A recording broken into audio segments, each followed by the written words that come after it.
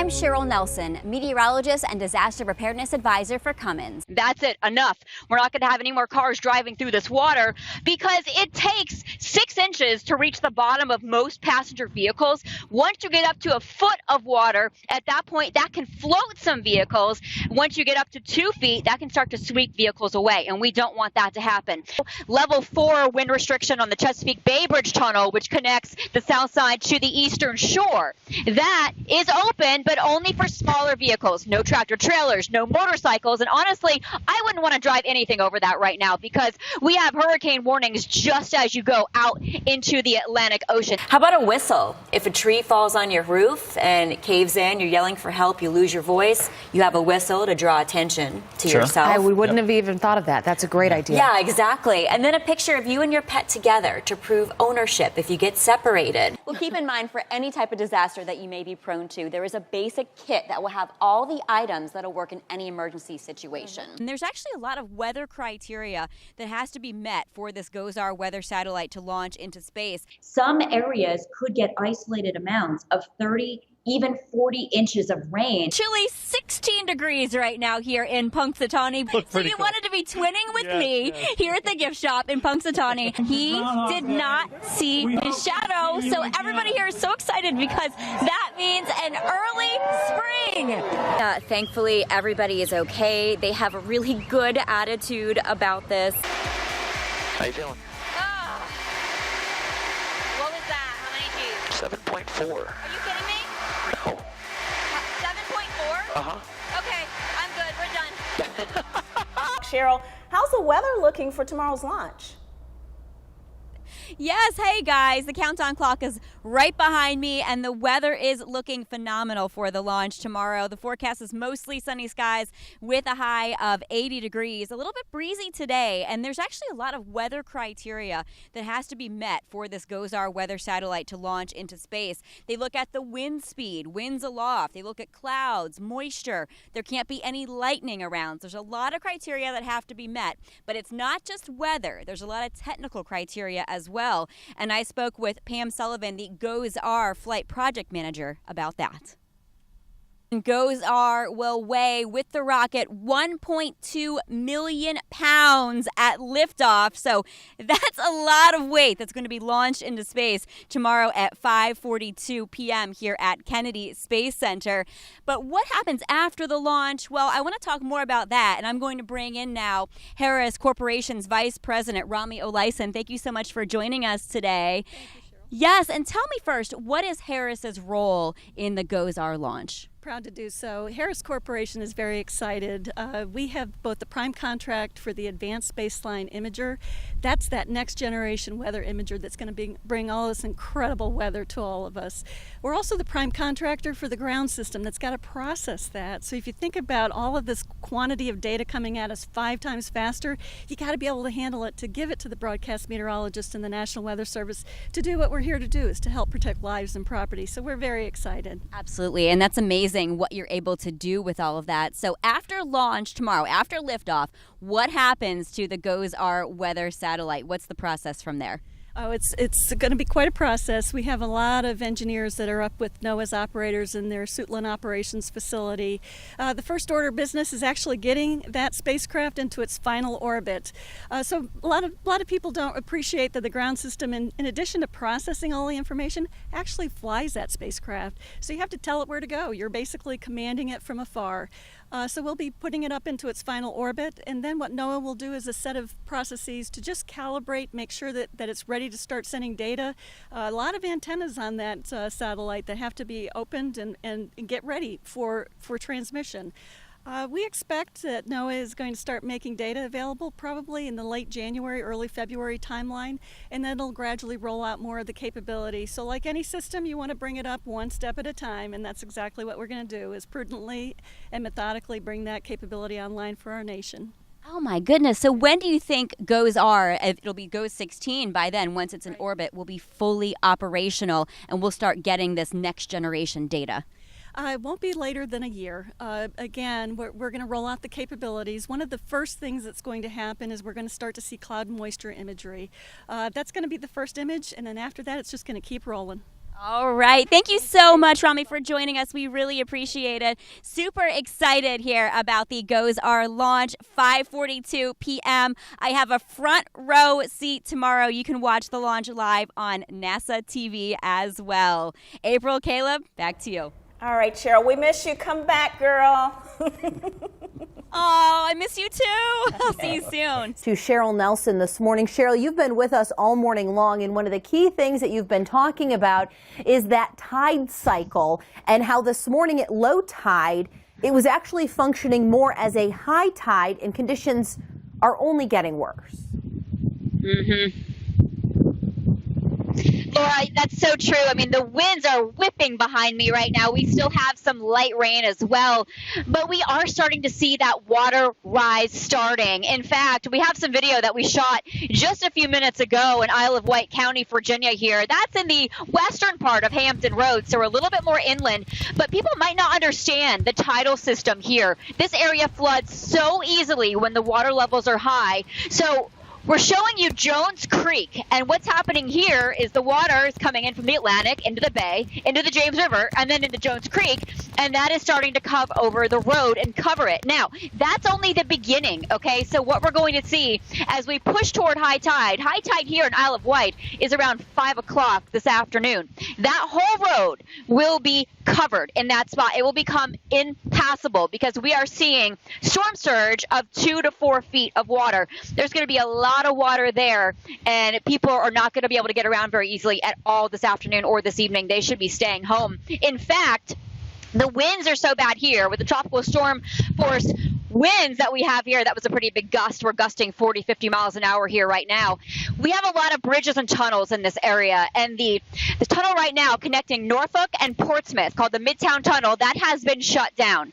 So when you start to see these things happening, you know it's a big deal. Also, level 4 wind restriction on the Chesapeake Bay Bridge Tunnel, which connects the south side to the eastern shore. That is open, but only for smaller vehicles. No tractor trailers, no motorcycles, and honestly, I wouldn't want to drive anything over that right now because we have hurricane warnings just as you go out into the Atlantic Ocean. It's not pretty here. Speaking of ocean, I want to pan over to what you can see. Guys, this is the James River, okay? We normally don't have whitecaps. It is not supposed to look like this. The river is angry right now, and I want you to focus on that second pier. If you can see the water, the waves, it is almost, the water's almost hitting that pier right there where their boat would normally be. And again, high tide is not occurring for another several hours. So we're seeing lots of waves, lots of wind. Rain is starting to back off here a little bit on the western part of Hampton Roads. But things are only going to get worse as we go throughout the afternoon, Laura. Now, Cheryl, given that you have so much knowledge about this particular area, how much higher can that water go? And do you expect that second dock could potentially just go underwater here before we make it to high tide in a few hours?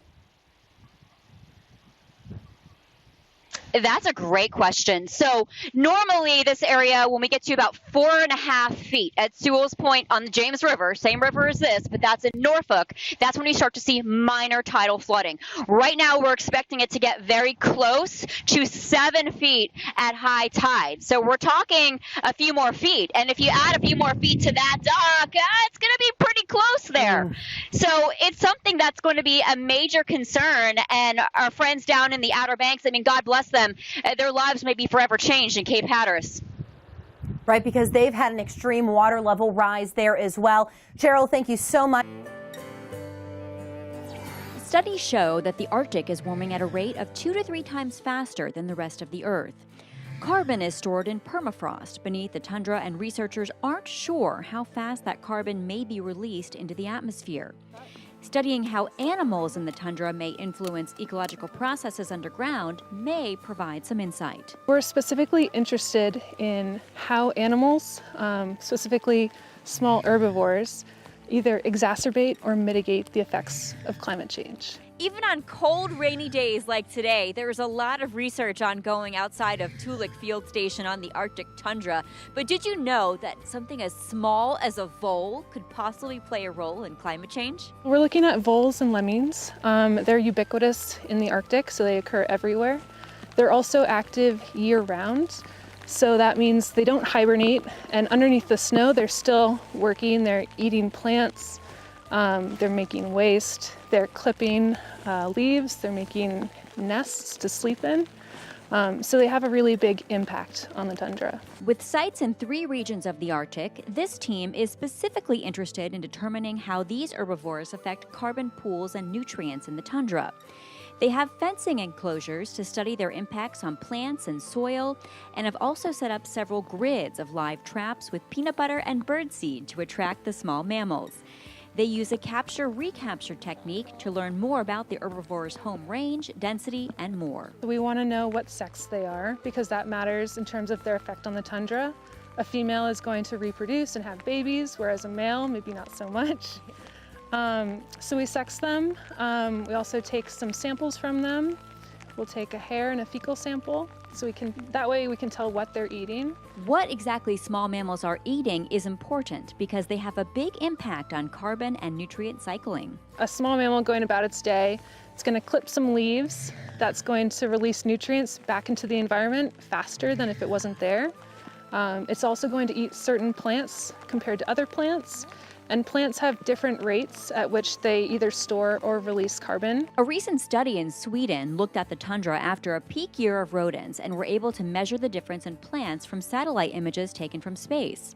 This gives researchers here in northern Alaska reason to believe the effects in the Arctic may be just as great. Depending on what happens with natural populations of rodents, we can have some predictive power on what their influence on carbon exchange is going to be. From the Arctic tundra at Toolik Field Station in Alaska, I'm meteorologist Cheryl Nelson for AccuWeather.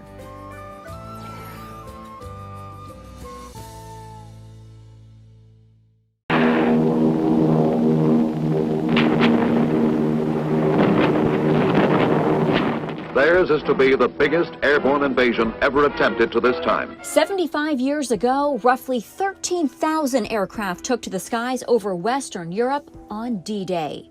Weather forecasting was in its infancy. No computer models, no satellite, no radar. Chief Meteorological Officer for the Allies, James Stagg, relied on experience and surface observations. We owned the Atlantic. We had bases in Iceland, we had bases in Greenland, we had bases in northern Canada, and they could all submit weather reports. These weather reports aided Allied meteorologists in making a weather forecast for the British Isles. The weather leading up to D-Day was stormy, and German forecasters, not having the same resources, believed the weather pattern wouldn't change for weeks. Allied meteorologists, though, saw a break in the weather coming, and D-Day was planned for June 5th. The tide had to be low at first light, because we wanted all day to be fighting. For a successful air attack, cloud cover had to be 60% or less, and ceilings couldn't be lower than 3,000 feet.